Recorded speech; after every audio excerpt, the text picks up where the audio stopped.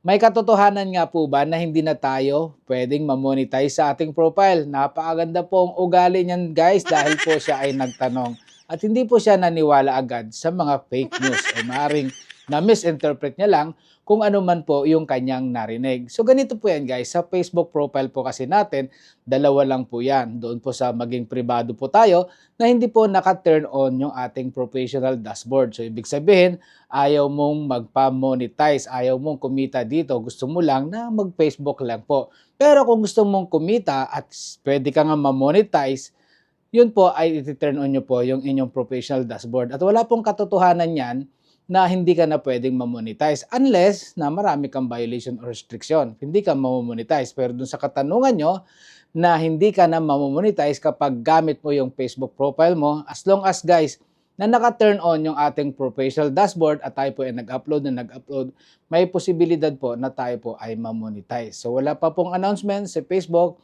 kaya kung meron man po, maaaring siya lang po ang nakakaalam. Well, balitaan nyo naman kami, baka naman bayan naman, di ba? So wala pong katotohanan yan. Balik po kayo dito kay Nutot Traboy, tamang informasyon lang po ang inyong maririnig dito. Bye!